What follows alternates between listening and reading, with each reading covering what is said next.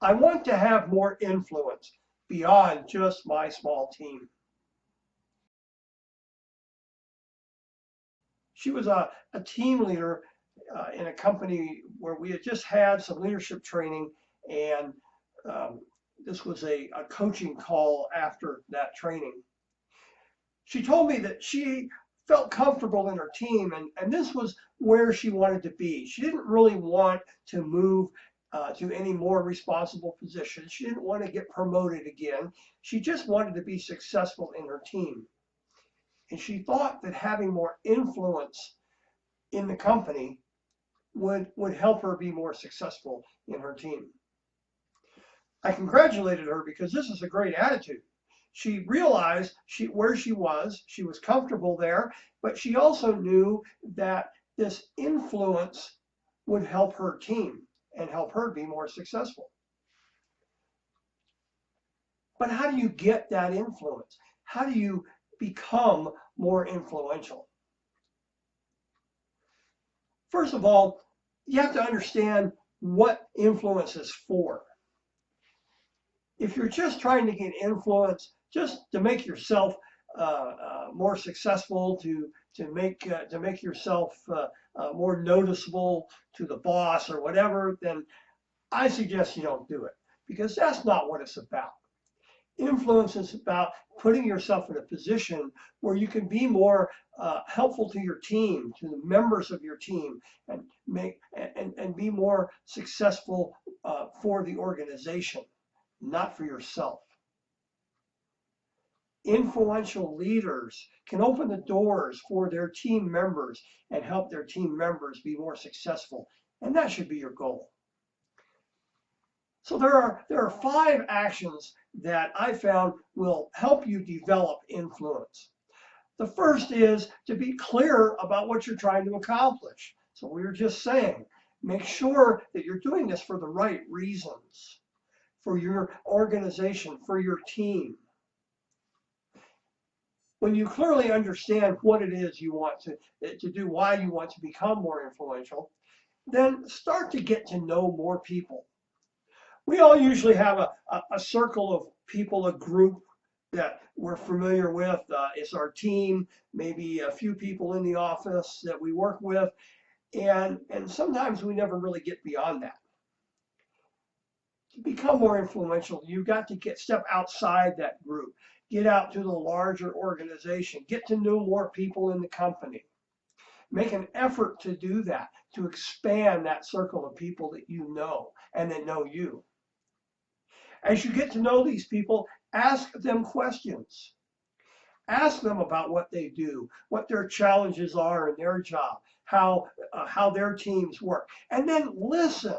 Listen carefully to what they say, because all of that is good information that gives you an idea of how you can work with them, or where you may be able to work together in the future. Ask questions and listen carefully for the answers. Along those same lines, seek feedback. Of course, hopefully you do that within your own group, but ask for feedback outside that group.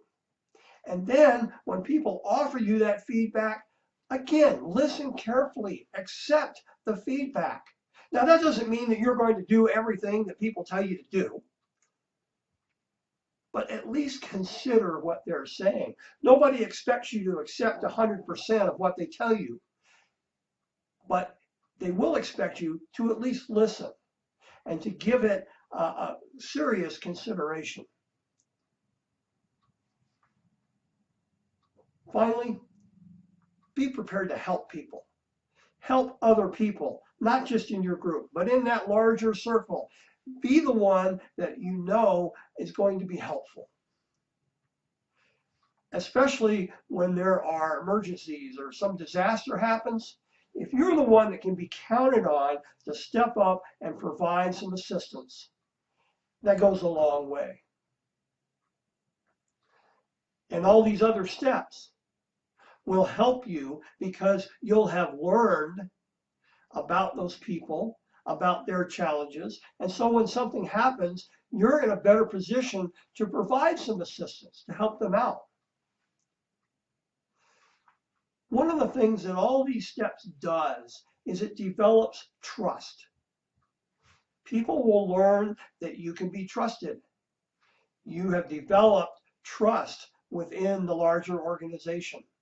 And when something happens, an emergency, a disaster, some problem happens, people will turn to the person that they know they can trust. This is how you develop influence. Now, there are people who have influence that don't do these things. They just have authority, or they're bullies, and they just do it by brute force. But when something happens, when people really need help, they're more likely to turn to the people who have developed trust.